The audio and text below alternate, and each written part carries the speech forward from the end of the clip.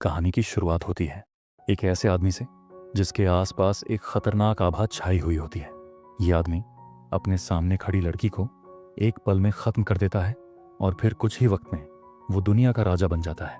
जो भी उसके सामने खड़ा होता है वो उसे हराता नहीं बल्कि मिटा देता है। सीन बदलता है। लड़ाकू विमान आसमान में उड़ रहे होते हैं और वो शहरों पर बम गिरा रहे होते हैं। पूरा दृश्य किसी कयामत से कम नहीं लग रहा होता।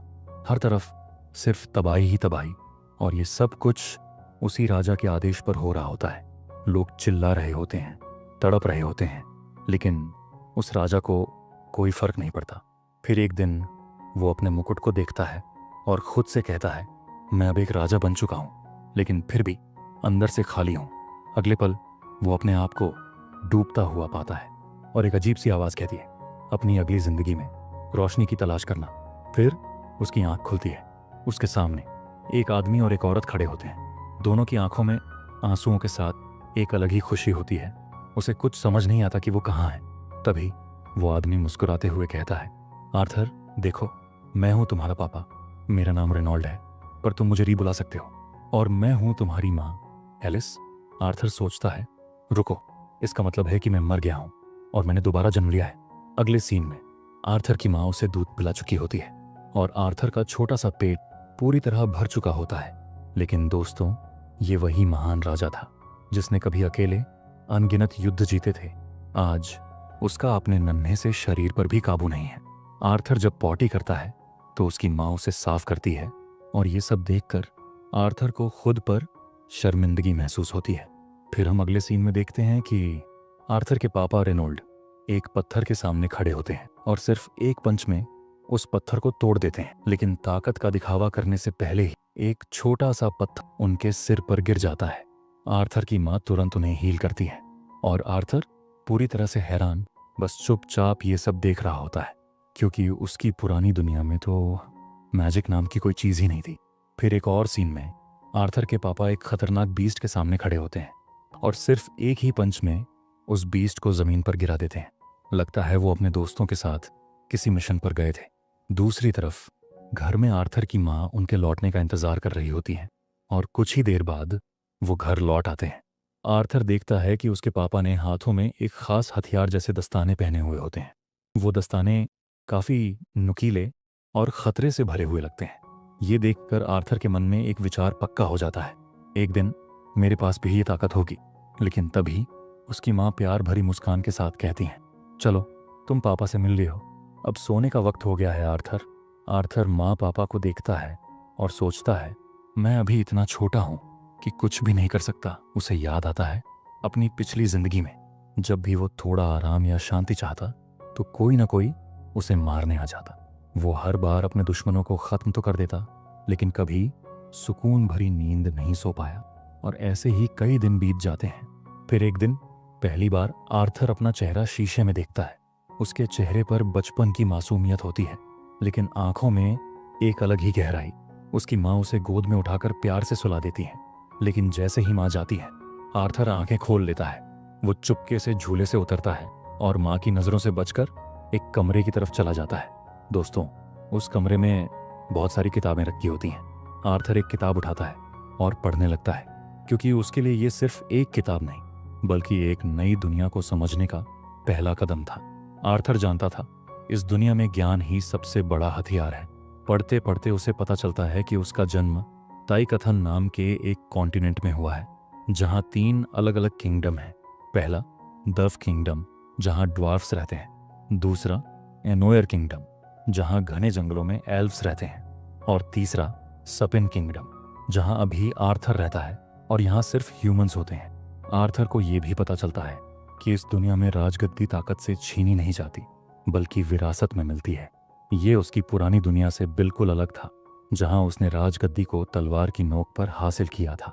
फिर वो एक और किताब उठाता है जिसमें लिखा होता है, ये दुनिया ज्यादा डेवलप नहीं है, लेकिन यहाँ मैजिक है। हर चीज की एनर्जी का एक ऐसा स्रोत है जिसे माना कहते हैं, लेकिन मैजिक का इस्तेमाल करना हर किसी के बस की बात नहीं है। 100 में सिर्फ एक इंसान ही मैजिक का इस्तेमाल कर पाता है। माना भी 2 तरह का होता है, ऑनगमेंटिंग, जिसमें माना को अपने शरीर में भरकर फिजिकल पावर बढ़ाई जाती है, कंजरिंग, जिसमें माना का इस्तेमाल करके बाहर से चीजें क्रिएट की जाती हैं। लेकिन माना को कंट्रोल करना आसान नहीं है।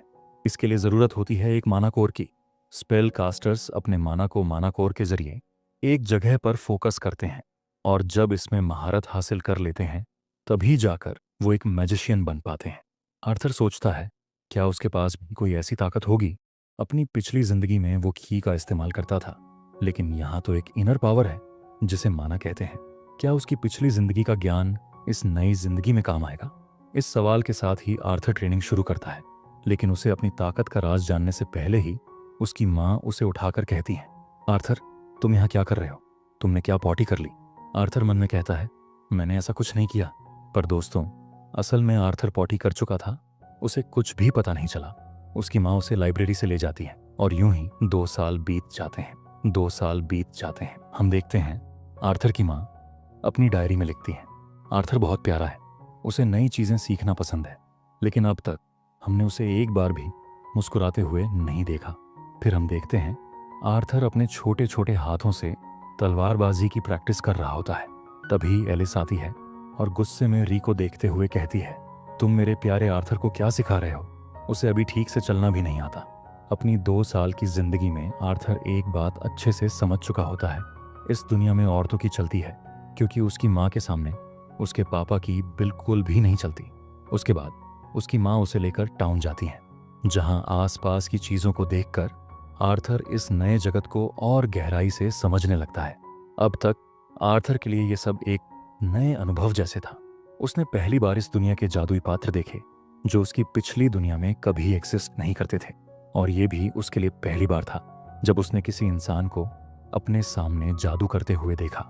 ये सब उसके लिए एक नया और रोमांचक अनुभव था। शाम धीरे धीरे ढल चुकी थी और आर्थर सो गया था। सोने से पहले वो अपनी माँ पापा से कह रहा होता है, मेरे माँ पापा मेरे लिए इतना ख्याल रखते हैं और मुझे कितना प्यार करते हैं। लेकिन दोस्तों, आर्थर की पुरानी जिंदगी कुछ और ही थी। वहाँ वो एक अनाथ था। अपनी नई जिंदगी में आर्थर को माँ पापा का प्यार मिल रहा होता है, और ये उसके लिए एक सुकून भरी फीलिंग थी जो उसने पहली बार अपनी जिंदगी में महसूस की थी। आर्थर की माँ बताती हैं, जब आर्थर चुपके से लाइब्रेरी गया था किताब पढ़ने के लिए, तब उनका दिल खुशी से भर गया था। और जब उसने बाजार में हर चीज को क्यूरियोसिटी से देखा तो उन्हें लगा कि ये सब उसने अपने पिता से सीखा है, और शायद एक दिन आर्थर भी अपने पिता की तरह दुनिया में सफर पर निकल पड़े।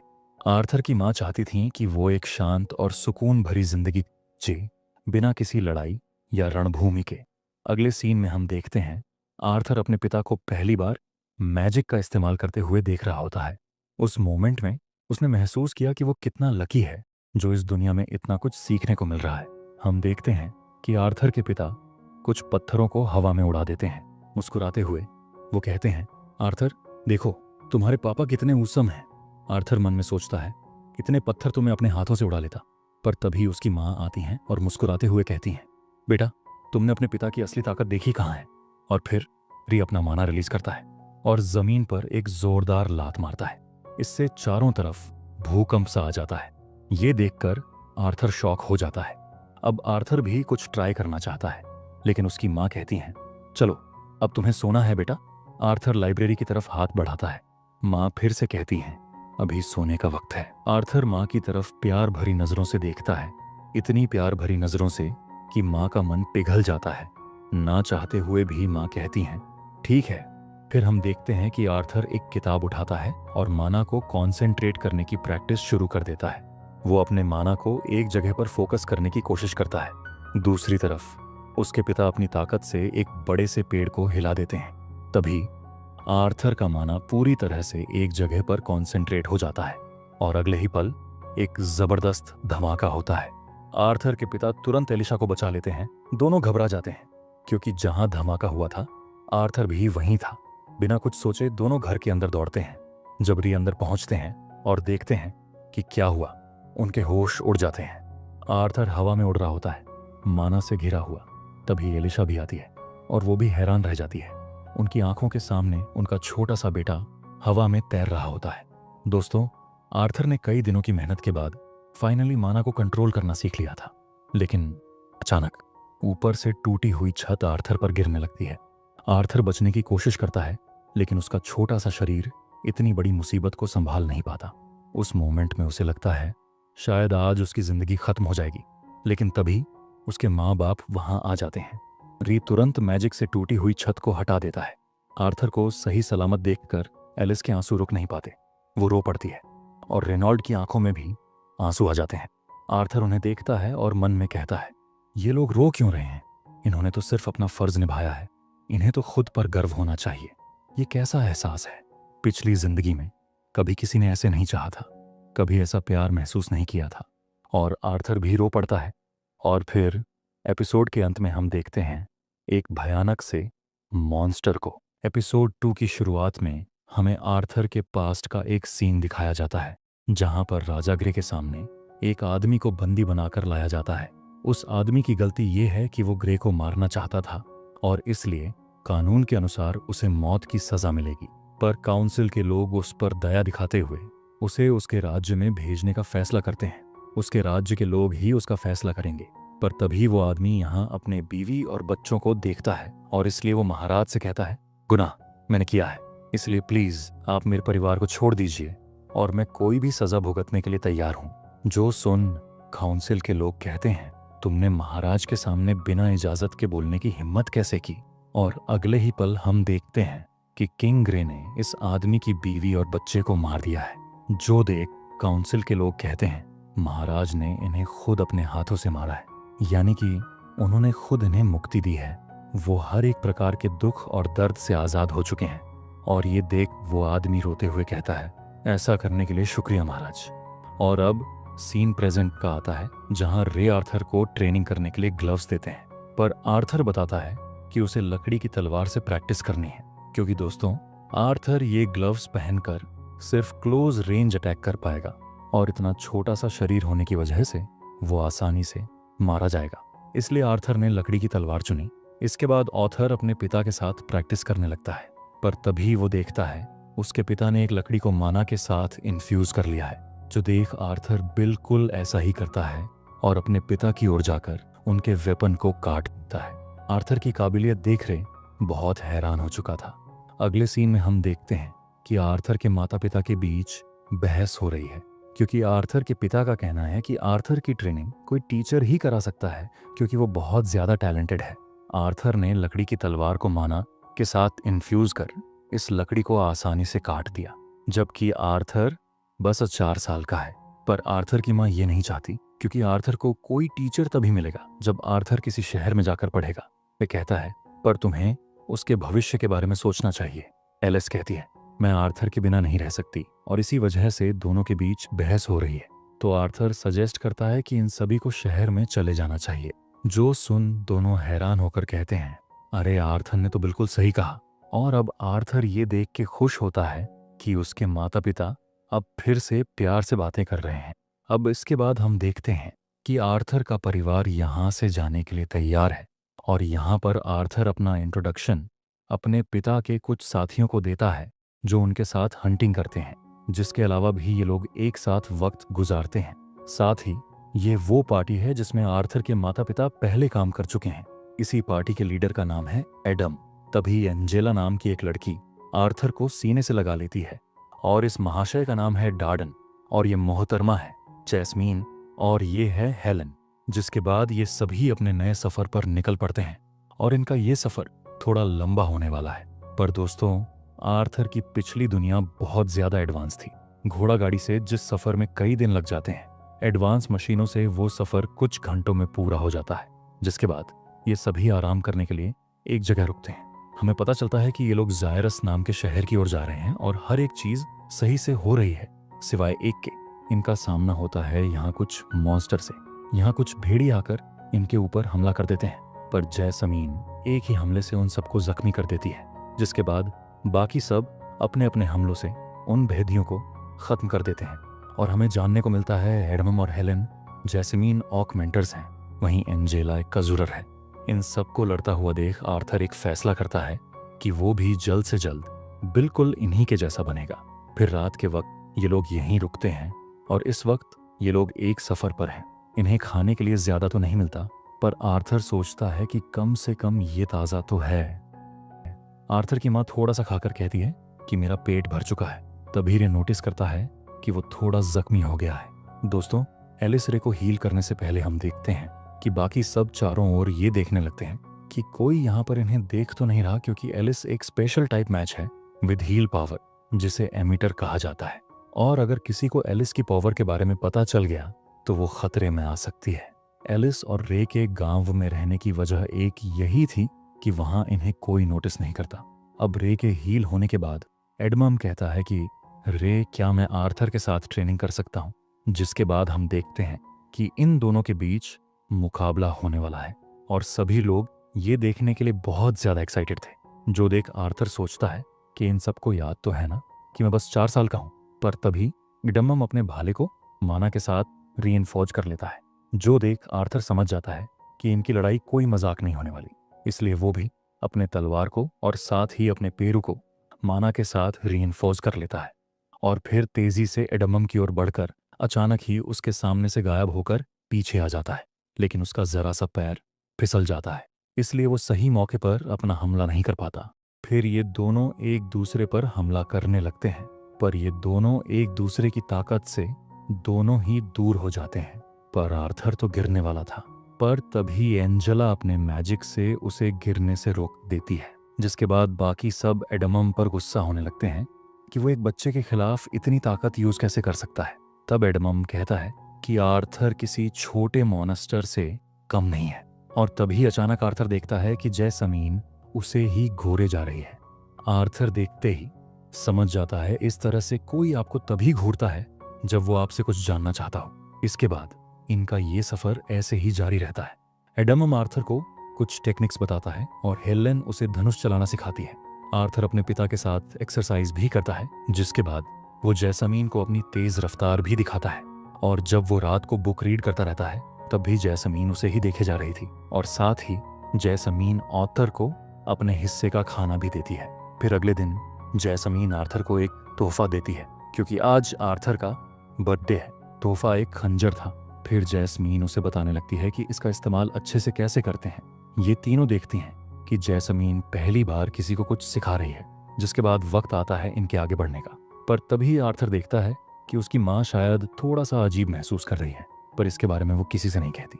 जिसके बाद ये सभी एक पहाड़ी रास्ते से आगे बढ़ रहे होते हैं, पर अचानक ही डाकू इन पर हमला कर देते हैं, इसलिए इन्हें रुकना पड़ता है। और दोस्तों, यहाँ बहुत सारे डाकू थे। इन सबको चारों ओर से घेर लिया गया है। तभी डाकुओं का लीडर आदेश देता है कि औरतों और बच्चों को मत मारना, इन्हें हम अच्छे दाम पर बेचेंगे। जिसके बाद सभी डाकू एक साथ इनके ऊपर हमला करने के लिए टूट पड़ते हैं। ये सब भी डाकुओं से लड़ना शुरू कर देते हैं। एडमम और जैस्मीन तेजी से इन डाकुओं को खत्म करने लगते हैं।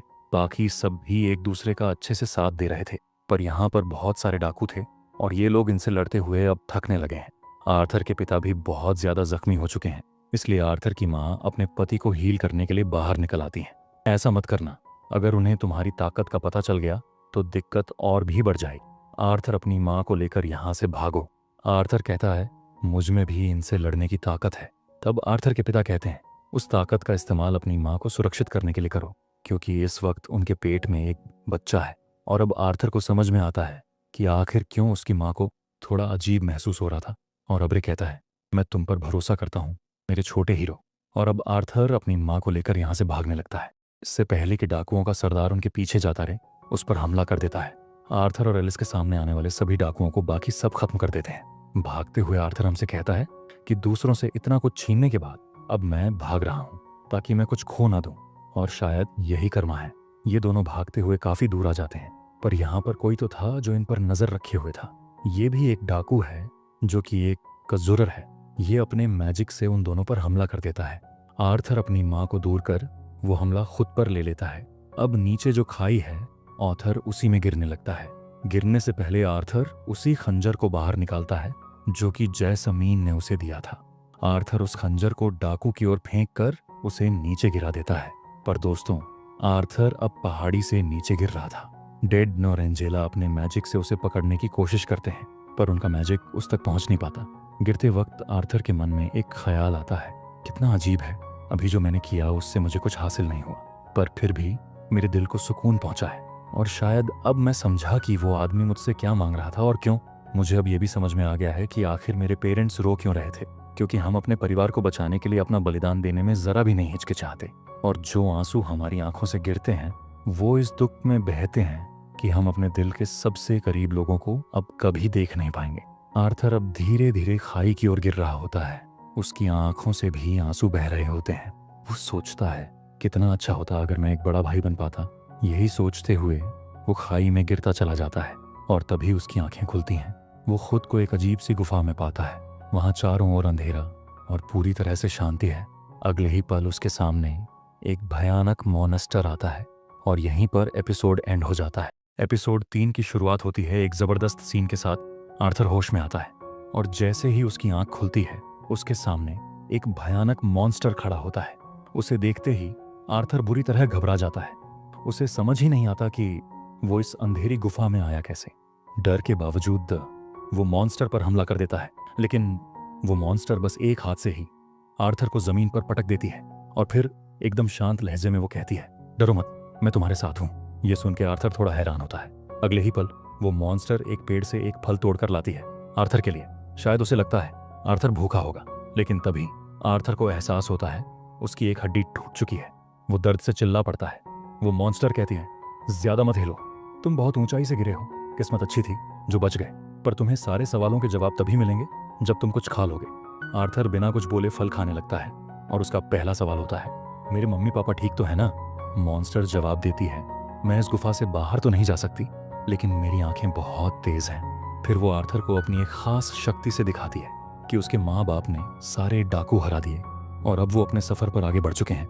ये देखकर आर्थर की आंखों से आंसू बहने लगते हैं। इसी पल आर्थर को पता चलता है उस मॉन्स्टर का नाम सिल्विया। आर्थर कहता है, शुक्रिया सिल्विया। दिन बीतने लगते हैं। आर्थर की सारी चोटें ठीक हो जाती हैं और अब वो घर वापस जाना चाहता है, लेकिन सिल्विया उसे रोक लेती है। सिल्विया के मुताबिक इस वक्त वो लोग एल्शायर जंगल के आखिरी हिस्सों में हैं और वहाँ बहुत सारे डाकू और जंगली जानवर घूमते हैं। लेकिन दोस्तों, हमें पता चलता है कि सिल्विया स्पेस पोर्टल्स बना सकती है जिनके जरिए आर्थर इस जंगल से बाहर निकल सकता है। पर इन पोर्टल्स को बनाने के लिए सिल्विया को खास तैयारी करनी होती है। इस बीच आर्थर ट्रेनिंग करने लगता है, लेकिन अब तक सिल्विया ने अपने बारे में कुछ नहीं बताया कि वो किस तरह की मॉन्स्टर है। उसकी बॉडी पर एक जख्म का निशान भी है। ट्रेनिंग के बाद आर्थर एक पत्थर पर जाकर बैठ जाता है और वहीं अपने मना की प्रैक्टिस करने लगता है। सिल्विया देखती है कि इतनी छोटी उम्र में ही आर्थर के पास एक मना कोर है। फिर सिल्विया उसे कुछ ऐसा करके दिखाती है जो देख आर्थर हैरान रह जाता है। वो कहता है, तुम तो एक ही टाइम पर मना और मैजिक दोनों का यूज कर पा रही हो, पर ऐसा कर पाना तो नामुमकिन है। सिल्विया मुस्कुराकर कहती है, इंसान मना और मैजिक को बहुत कम जानते हैं। हम मना बीस्ट्स के लिए ये कोई बड़ी बात नहीं, पर सवाल ये है, क्या तुम भी ये सीखना चाहोगे? आर्थर कहता है, हाँ बिल्कुल। पर तभी सिल्विया पूछती है, पर एक बात बताओ, तुम ये सब सीख कर करोगे क्या? क्योंकि इसे सीखने के बाद तुम दूसरों से ज्यादा ताकतवर हो जाओगे। तुम उस ताकत का क्या करोगे? ये सुनकर आर्थर अब तक जो हुआ वो सब याद करते हुए गुस्से में कहता है, मैं उन सबको मौत की सजा दूंगा जिन्होंने मुझे उनसे अलग किया है, जिनसे मैं प्यार करता हूँ। पर अगले ही पल सिल्विया आर्थर को एक उंगली मारकर उसे गिरा देती है और कहती है, तुम टेस्ट में फेल हो गए, मैं तुम जैसे किसी को कुछ नहीं सिखाने वाली। आर्थर चौंक कर कहता है, पर मैंने गलत क्या कहा? हर कोई अपने दुश्मनों को खत्म कर देता है। पर अगले ही पल में सिल्विया अपनी उंगली आर्थर की ओर करके कहती है, मेरी एक ही उंगली तुम्हें टुकड़े टुकड़े करने के लिए काफी है, पर यही उंगलियां तुम्हें प्यार से छू रही हैं। गुस्सा और नफरत जब ये तुम्हारे ऊपर हावी हो जाते हैं, तब जो तुम करते हो तुम्हें लगता है कि तुम सही कर रहे हो, पर अंत में क्या बचता है? सिर्फ नफरत और पछतावा। और मैं नहीं चाहती कि जो प्यारी सी जान मैंने बचाई है वो अपनी जिंदगी में पछता है। तो आर्थर, अब मैं तुमसे फिर से वही सवाल पूछता हूं, दूसरों से ज्यादा ताकत हासिल करने के बाद तुम उस ताकत का क्या करोगे? ये सुनकर आर्थर अपने उन सभी अपनों को याद करता है जो उससे प्यार करते थे और फिर कहता है, मैं उन लोगों की हिफाजत करूंगा जिनसे मैं प्यार करता हूं। सिल्विया मुस्कुराकर कहती है, अब मुझे तुम्हारा जवाब पसंद आया। पर दूसरी ओर हम एक और सिल्विया जैसे मॉन्स्टर को देखते हैं जो कहता है, मैं जान चुका हूं तुम कहां हो, अब तुम मुझसे बच नहीं पाओगी सिल्विया। और इसके बाद वो हवा में उड़ जाता है और यहां हम एक और बहुत बड़े मॉन्स्टर को मरा हुआ देखते हैं। जिसे सिल्विया जैसे दिखने वाले मॉन्स्टर ने मारा है। इसके बाद हमें आर्थर के पास्ट का एक सीन दिखाया जाता है जहां वो बिस्तर से उठता है और दरवाज़ा खोलकर कहीं जाने लगता है। फिर वो एक जगह पहुंचता है और कुछ देखने लगता है। उसे देखते ही वहां बैठा एक बूढ़ा आदमी कहता है, अरे महान राजा, सुबह सुबह मुझे आपका चेहरा देखने को मिला। ये तो मेरा सौभाग्य है। पर फिर हमें पता चलता है कि ग्रे तो यहाँ सिर्फ नाम का राजा है। बाकी सभी पॉलिटिकल अथॉरिटीज पार्लियामेंट के हाथों में है और यहाँ एक राजा का काम तो सिर्फ युद्ध को शुरू करवाना है, यानी कि वो एक किलिंग मशीन से ज़्यादा कुछ नहीं है। जिसके बाद ये बुढ़ा आदमी ग्रे से पूछता है, वैसे आज इतनी सुबह सुबह आपका यहाँ आना कैसे हुआ? पर ग्रे वहाँ से ये कहकर जाने लगता है, अब बहुत हो गया, मार्लन। और अगले सीन में हम ग्रे के ताज को ज़मीन पर टुकड़ों में टूटा हुआ देखते हैं। और अब प्रेजेंट में हम देखते हैं कि आर्थर माना और मैजिक का एक साथ यूज़ करना सीख रहा होता है और जब वो ऐसा करने लगेगा तब उसके मैजिक को यूज़ करने की कैपेसिटी बहुत ही ज़्यादा बढ़ जाएगी। पर इसमें उसे काफ़ी दिक्कत हो रही है। जिसके बाद फिर से हमें उसका पास्ट दिखाया जाता है जहाँ पर वो एक बहुत ही बड़े मॉन्स्टर से लड़ रहा था। पर एक ही बार में ग्रे उस मॉन्स्टर के 2 टुकड़े कर देता है और इस वक्त ग्रे की बॉडी से जो पावर निकल रही है वो की है। और अब प्रेजेंट में हम देखते हैं कि आर्थर माना और मैजिक को एक साथ यूज़ करना सीख चुका होता है और अब उसकी बॉडी ग्लो करने लगी है। जिसके बाद आर्थर एक लकड़ी को माना प्लस मैजिक के साथ इन्फ्यूज कर देता है, जो देख सिल्विया कहती है, बहुत अच्छे। और अगले ही पल में वो आर्थर को धक्का मारकर के उसे पत्थरों के पीछे फेंक देती है। पर आर्थर को कुछ नहीं होता क्योंकि सिल्विया ने उसकी बॉडी पर एक बैरियर लगा दिया है। और दोस्तों, सिल्विया ने ऐसा इसीलिए किया क्योंकि यहाँ पर वही दूसरा उसी के जैसा दिखने वाला मॉन्स्टर आ चुका है और यहाँ ये सिल्विया के खून की कंद सूंघते हुए आया है जो उस जख्म से निकल रही है जो इसी मॉन्स्टर ने दिया था। अब वो मॉन्स्टर कहता है, अब तुम्हें मेरी बात मानकर मेरे साथ चलना चाहिए। पर सिल्विया साफ इनकार कर देती है। इसीलिए ये मॉन्स्टर सिल्विया के ऊपर हमला कर देता है। सिल्विया उस हमले को रोक तो लेती है पर कमजोर होने की वजह से वहीं गिर पड़ती है। पर अगले ही पल में हम देखते हैं कि सिल्विया की बॉडी में क्रैक्स आने लगते हैं। आर्थर ये सब देख रहा था और अगले ही पल में हम देखते हैं कि सिल्विया की बॉडी पूरी तरह से बदल चुकी है, जो देख वो मॉन्स्टर भी हैरान हो चुका था। और अगले ही पल में सिल्विया उस मॉन्स्टर की ओर हमला कर देती है। इस हमले को रोकते हुए वो मॉन्स्टर कहता है, तुम जानती हो ना तुम क्या कर रही हो? सिल्विया कहती है, हाँ मैं जानती हूँ। और दोस्तों, सिल्विया का ये अटैक उस मॉन्स्टर की शील्ड को तोड़कर उसे जख्मी कर देता है। लेकिन इस बात से गुस्सा होकर वो मॉन्स्टर सिल्विया के ऊपर बहुत सारे डार्क अटैक करता है। इन हमलों से ये गुफा भी टूटने लगती है और इसीलिए सिल्विया को आर्थर की चिंता होती है। पर उसका ध्यान भटकने की वजह से वो मॉन्स्टर सिल्विया की ओर एक बहुत ही पावरफुल अटैक करता है। पर सिल्विया यहाँ वक्त को ही रोक देती है। सब कुछ रुक चुका है सिर्फ सिल्विया और आर्थर को छोड़कर। जिसके बाद आर्थर सिल्विया के पास आता है। सिल्विया पूछती है, क्या मैं मेरे नाम की तरह दिख रही हूँ? आर्थर कहता है, हाँ वैसे तुम एक ड्रैगन हो। सिल्विया कहती है, हाँ इंसान हमें यही बुलाते हैं। जिसके बाद वो एक पोर्टल क्रिएट कर देती है, लेकिन ये पोर्टल ज्यादा दूर तक का नहीं है। आर्थर इससे थोड़ा दूर ही जा पाएगा। पर तुम्हारे जाने से पहले मैं तुमसे एक बार फिर ये सवाल पूछना चाहती हूँ, तुम अपनी ताकत का इस्तेमाल किस लिए करोगे? आर्थर कहता है, वो अपनी ताकत का इस्तेमाल उनकी हिफाजत करने के लिए करेगा जिनसे वो प्यार करता है। ये सुन सिल्विया अब आर्थर को अलविदा कहते हुए उसे कुछ तोहफे देती है, एक अंडा और एक पंख। और इसके बाद वो आर्थर को किस करती है जिससे आर्थर के हाथों पर अजीब से निशान आ जाते हैं। आर्थर पूछता है, ये क्या है? पर सिल्विया कहती है, वक्त आने पर तुम जान जाओगे और अब अलविदा कहने का वक्त आ चुका है। मैं चाहती तो तुम्हें उसी दिन यहाँ से वापस भेज सकती थी जिस दिन तुम होश में आए, पर मैंने ऐसा नहीं किया क्योंकि मैं तुम्हारे साथ थोड़ा वक्त गुजारना चाहती थी। ये सुन आर्थर भी रोते हुए कहता है, तुमने मुझे वो ताकत दी जिससे मैं उनकी हिफाजत कर सकूं जो मेरे दिल के करीब है, पर इससे मैं तुम्हारी हिफाजत नहीं कर सकता। जिस पर सिल्विया कहती है, मेरे हालात बहुत अलग हैं आर्थर। दोस्तों, आर्थर ने सिल्विया के साथ जो वक्त गुजारा, इतने ही वक्त में आर्थर में बहुत सारे बदलाव आए हैं। वो कहता है, मुझे फर्क नहीं पड़ता कि तुम एक ड्रैगन हो या मॉन्स्टर हो या कुछ भी हो, मेरे लिए तुम मेरा परिवार हो सिल्विया। तुमने मेरा ख्याल बिल्कुल किसी दादी अम्मा की तरह रखा। ये सुन सिल्विया कहती है, क्या तुम मुझे एक बार वही कहकर बुला सकते हो? आर्थर कहता है, दादी अम्मा।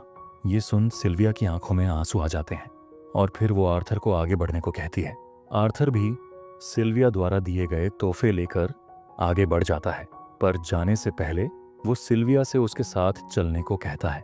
पर अब बहुत देर हो चुकी थी। आर्थर के वहां से जाते ही सिल्विया फिर से टाइम को शुरू कर देती है और उस मॉन्स्टर का हमला सीधा सिल्विया पर आकर लगता है। वो वहीं गिर पड़ती है। वो मॉन्स्टर कहता है, तो आखिरकार तुमने हार मान ही ली। पर अगले ही पल में सिल्विया उस मॉन्स्टर के ऊपर अपनी पूरी ताकत से हमला करती है, जिससे एक बहुत बड़ा धमाका होता है और शायद वो मॉन्स्टर यहां खत्म हो जाता है। तभी पोर्टल से गुजरते हुए आर्थर को सिल्विया की आवाज कहती है, तुम ठीक तो हो ना आर्थर? आर्थर कहता है, हाँ मैं ठीक हूं, पर बहुत ज्यादा दुखी हूं। सिल्विया कहती है, ये दुनिया दुख और दर्द से भरी हुई है, इसीलिए तुम्हें उस दुख को खुशी में बदलना चाहिए। और भले ही तुम ऐसा अभी ना कर पाओ, पर धीरे धीरे खुद को बेहतर बनाते हुए तुम एक दिन ये कर पाओगे। आखिर तुम दुनिया के सबसे ज्यादा ताकतवर राजा थे। सिल्विया आर्थर की पुरानी जिंदगी के बारे में जानती थी। वो कहती है, गुस्से और नफरत को खुद पर हावी कभी मत होने देना और ये जिंदगी खुशियों से भर देना, किंग ग्रे। फिर अगले सीन में हम आर्थर को जंगल के बीचों बीच पड़ा हुआ देखते हैं और यहाँ वो रोते हुए कहता है, मैं वो करूंगा जो तुमने मुझसे कहा है सिल्विया। इसके बाद वो अंडे को सुरक्षित बैग में रख देता है और जैसे ही वो खड़ा होता है उसके पीछे से एक आवाज आती है और यहीं पर ही एपिसोड 3 का एंड हो जाता है।